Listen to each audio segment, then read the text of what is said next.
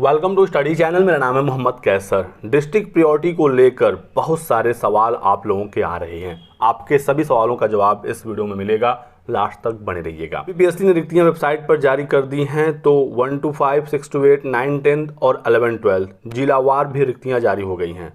जैसे आप यहाँ पर क्लिक करेंगे तुरंत ही फाइल डाउनलोड हो जाएगी और यहाँ पर आपको डिस्ट्रिक्ट वाइज सीटें देखने को मिलेंगी। जैसे आप देख सकते हैं सीटों की संख्या यहाँ पर है, कैटेगरी वाइज भी सीटों की संख्या यहाँ पर शो होती है। तो जिन्होंने अभी तक अपने फॉर्म को सबमिट नहीं किया था वो तो बड़े आसानी से अपना डिस्ट्रिक्ट प्रायोरिटी दे सकते हैं, क्योंकि उनके पास अब रिक्तियाँ आ गई हैं। कैसे आपको डिस्ट्रिक्ट प्रायोरिटी देना है, तो सबसे पहले तो आप यहाँ पर देख लीजिए कि किस ज़िले में कितने पद हैं, आपके कैटेगरी में कितने पद हैं।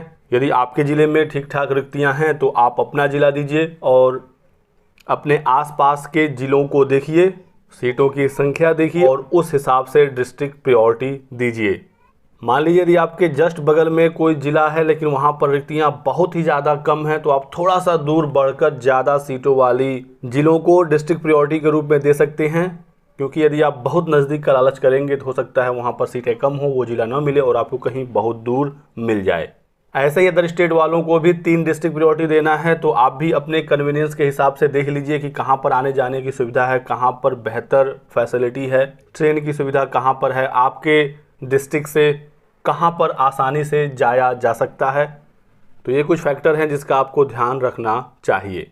डिस्ट्रिक्ट प्रायोरिटी देना बहुत ही ज़्यादा आसान है, बस आपको यहाँ पर क्लिक करना है। बिहार के 3800 ज़िले आ जाएंगे। आप जिस भी ज़िले को चाहें यहाँ पर सेलेक्ट कर सकते हैं। 3 आपको अलग अलग ज़िले यहाँ पर सेलेक्ट करने होते हैं। इसी बीच बहुत सारे बच्चे पूछ रहे हैं कि हमने फॉर्म ऑलरेडी सबमिट कर दिया है, हमने ज़िला अपना पहले से ही फिल कर दिया है डिस्ट्रिक्ट प्रायोरिटी, उस समय रिक्तियों के बारे में जानकारी थी नहीं, अब रिक्तियाँ आ गई हैं वेबसाइट पर, अब हम क्या करें? क्या हम अपने डिस्ट्रिक्ट प्रायोरिटी में करेक्शन कर सकते हैं, संशोधन कर सकते हैं? तो बीपीएससी ने एडिट का ऑप्शन नहीं दिया है दोस्तों। यदि आपने अपना फॉर्म सबमिट कर दिया है तो डिस्ट्रिक्ट प्रायोरिटी में करेक्शन नहीं होगा, जो आपने सेलेक्ट कर दिया है वही फाइनल है।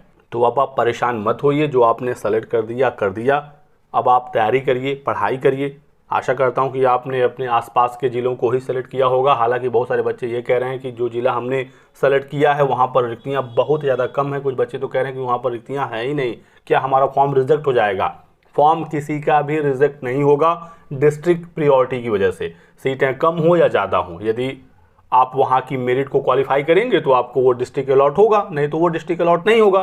कोई ना कोई ज़िला तो आपको मिलेगा ही मिलेगा, ये कन्फर्म है। यदि आपने कट ऑफ को पार किया तो बिल्कुल भी परेशान ना हो कि आपका जो फॉर्म है वो डिस्ट्रिक्ट प्रायोरिटी की वजह से रिजेक्ट हो जाएगा।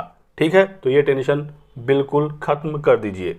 डिस्ट्रिक्ट कैसे अलॉट होता है ये हम लोग समझ लेते हैं।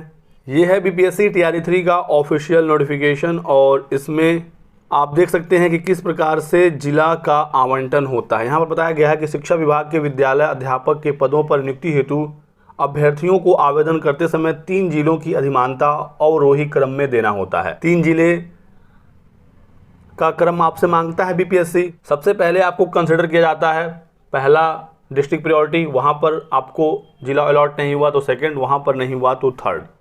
सफल अभ्यर्थियों के लिए जिला के लिए दी गई अधिमानता एवं मेधा के आधार पर उन्हें जिला आवंटन किया जाता है। जो आपकी मेरिट होगी उसके आधार पर फर्स्ट, सेकेंड और थर्ड चेक किया जाएगा।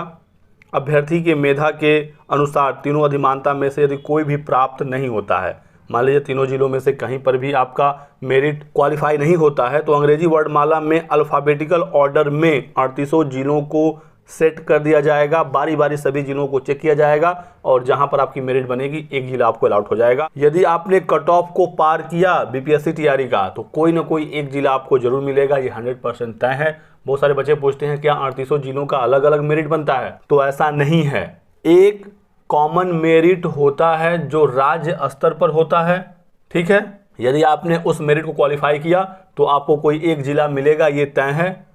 जैसे मान लीजिए कि कट ऑफ गया 80 नंबर, ठीक है, 80 नंबर कट ऑफ गया और आपने पाया है 81, यानी कि आपने कट ऑफ को पार किया तो आपको कोई एक जिला 100% मिलना है।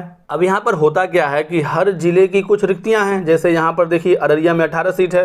मान लीजिए अररिया को सेलेक्ट करने वाले कुल छात्रों की संख्या, अनारक्षित की मैं बात कर रहा हूँ, 40 है। तो 40 लोगों को तो अररिया मिलेगा नहीं, क्योंकि सीटें तो 18 ही हैं। तो उन 40 में से जो 18 लोग टॉप के होंगे, जिनका मेरिट बेहतर होगा, उनको अररिया मिल जाएगा। बाकी जो 22 लोग बचे, फिर उनका सेकंड प्रायोरिटी चेक होगा। कट ऑफ तो एक ही रहता है राज्य स्तर पर, लेकिन उसके अंदर भी अलग अलग जिलों का एक कट ऑफ बन जाता है।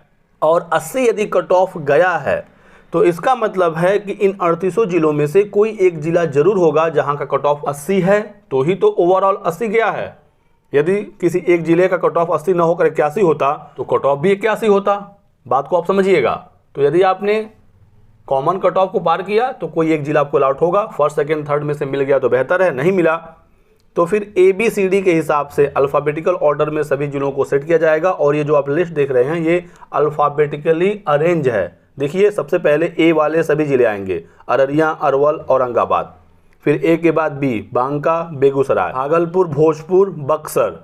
फिर B के बाद C से कोई जिला नहीं है, D आ जाता है। D से दरभंगा, फिर E से ईस्ट चंपारण यानी पूर्वी चंपारण। तो इस प्रकार से अल्फ़ाबेटिकली एक एक जिले चेक होंगे और कोई एक जिला आपको मिल जाएगा जहां पर भी आपका मेधा सूची क्वालिफाई कर जाएगा। तो जिन्होंने पहले 3 जिले भर दिए थे बिना रिक्तियों को जाने, तो कोई ना कोई जिला तो आपको मिलेगा ही मिलेगा, तो ज़्यादा परेशान मत होइए। इसी के साथ साथ बहुत कम ही बच्चों को जो तीनों डिस्ट्रिक्ट प्रायोरिटी देते हैं उनमें से कोई एक जिला अलॉट हो पाता है।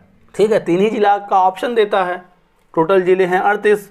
तो जरूरी नहीं है कि वो 3 जिले में से कोई एक जिला अलॉट हो ही जाए। हालांकि BPSC को इसमें एडिट का ऑप्शन जरूर देना चाहिए, क्योंकि पहले उन्होंने फॉर्म भरवा लिया, बाद में उन्होंने वैकेंसी शो किया, तो एक बार एडिट का ऑप्शन दे देना चाहिए। जो भी किसी गलती हुई है उसको सुधार लें और डिस्ट्रिक्ट प्रायोरिटी वाले अभ्यर्थी भी अपने हिसाब से जिला वरीयता को दें, ताकि अपने आप में भी एक संतुष्टि रहे कि हमने सीटों के हिसाब से भरा। बाकी लास्ट में तो जो मिलेगा वहाँ पर जाना ही होगा। तो यही कुछ महत्वपूर्ण जानकारी थी जो आप लोगों को देनी थी। वीडियो को लाइक करिएगा, चैनल को सब्सक्राइब कर लें और हमारे साथ बने रहें। Thanks for watching.